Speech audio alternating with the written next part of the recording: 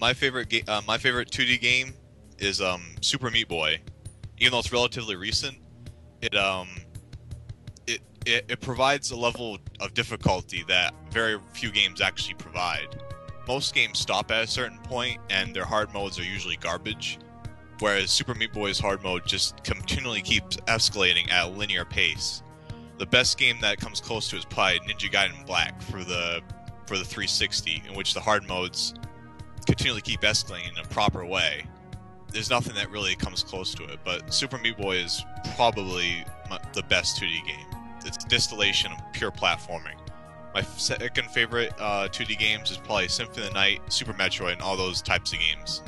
As being rewarded for exploring is a great idea.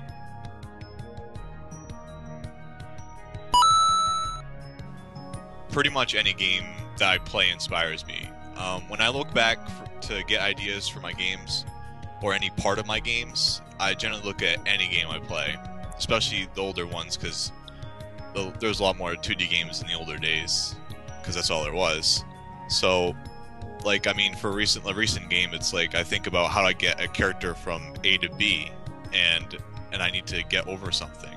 I thought about, like, why not use the Bionic Commando claw or a hook shot or something of that nature to grab him over there. That's, directly from older games. I generally just look at any game, new or older, for inspiration, and I take from everything that I can. I think that a game should play really well. As soon as I pick it up and I start playing, it's good that it plays as I think it should. Although also I do enjoy being challenged by the control scheme sometimes, such as in Bionic Commando. But generally a game, after I played around with it for a while, it should feel tight, responsive. I really like tight controls. And it should provide a good amount of content for whatever you're offered for it. It should, it's always nice if it presents new things, new ideas, new gameplay stuff. But I like a tight controlling game. And really, basically good level design also. Mute Crimson is quite a deal similar to some other games, but I think that it has a unique control scheme for the type of games. I tried to combine, say, like the Ninja Gaiden control scheme with a Super Meat Boy jumper N+ style level design where you fail and you instantly get back where you were with no penalties. I think it's just an interesting combination, and the game started as more close to Ninja Gaiden, but by the end it ended up similar to Super Meat Boy because I found Ninja Gaiden annoyed me more than anything else. So, but I do like how the game plays. I want to make a more traditional game, and I'll probably continue that sometime. Game development wise, I'm completely self-taught essentially. I believe that someday I'll probably go to a college for this sort of stuff, and it'll hopefully help me. But as it is right now, I'm self-taught and still self-teaching. With Mute Crimson, I did essentially everything. I contacted a person for music, but that was essentially the only outside source. It was all me for all of it. For the art is purely functional. It's really nothing special. I may try to have a unique art style with the black, white, and red. I think it looks alright, although it's a bit rough. Level design wise, this game is fairly... I'll start with the engine. First I made the engine. The engine's fairly simple. So I started with that, churned through it. There's really no difficulties. Level design, I use the Ogma editor for my level files, and I just basically start up with an open canvas. I just start chiseling away.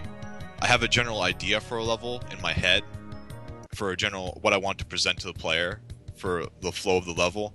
But beyond that, the actual minute-to-minute stuff is pretty off the cuff for most of the levels that I make for all the games. The art style is a little interesting. Essentially I had a friend who was maybe going to help with the art, but I made some placeholder art that was purely nothing but black and white, and then I started putting some red in there, and the characters look all pixelated and stuff. So I thought to have a pixelated look of NES specifications almost. I think the resolution was about 1/3 720p, so it's about NES resolution. Basically, I thought it looked cool when I was just messing around with placeholder art, so I decided to just go with it. Black, white, and red pixelated. I think it looks cool. I might make some other stuff like that eventually, but it does look a little rough, and I probably should find a proper artist to do that style. But I think it looks alright. After making my last games, this one was more. I actually had more experience in making a content-based game, so there wasn't really any hurdles besides one, which was I made a custom collision for this game and trying to make it as proper as possible. Like it's one to one in what it is, but it took me a while to get it correct. Eventually, I looked up online for some ideas, and I didn't copy anyone's thing, but I saw some ideas of how to do proper collision, and I basically, as soon as I heard some words off a site, I was like, yeah, I got it. And when I sat down, I churned it out, and I got a proper collision model, and the characters. And although there was some issues with collision after that, that's basically all it was. Collision was the main problem with this, and that was only for like a day. Probably a day conundrum of trying to figure that out, but after that, it's all good. A main thing with this game was the difficulty. Trying to find people to play a game that you've made specifically by yourself is kind of hard. And I mean, after I had people play my other games, they weren't too amped, but I had some of my friends play it, and it's really hard to gauge how difficult a game should be. This game, New Crimson, was actually more difficult than it is now. Like, it was significantly more difficult. But I decided to tone it down, and I think I actually got a much better difficulty curve because of it. I thought, it hurt my pride to tone it down, but now it actually plays a lot better. And I think most human beings can at least get up to World 4. After that, it really starts to step up. But I had, some people who never actually really played a platformer before, and they were able to get to World 4. And that was pretty much my goal. Now my friend, who's pretty good at platformers, was able to get to the end. And that was pretty much a good gauge for me. A couple of friends were able to get there. So that was pretty much, difficulty was always hard after I'd done making levels. It was hard to really tone it down, or tone it to the right level. I'm slowly chiseling away at a sequel to Null Divide, which is my Metroidvania dual-stick shooter type of game. Essentially, I wanted to improve on everything that was in the original game, and also make it so the art style is a bit more pleasing to the eyes. I'm gonna have, but it's gonna have a different art style. It's still not gonna have a proper artist for it, but because of how the art style is, it should look a lot better. It should also have better music. The same music guy who was on Mute Crimson will be on it, hopefully. I'm slowly chipping away at it as we speak during the summer. I hope to have it finished. And then I thought about some other game ideas. I have a lot of smaller game ideas in the up ahead.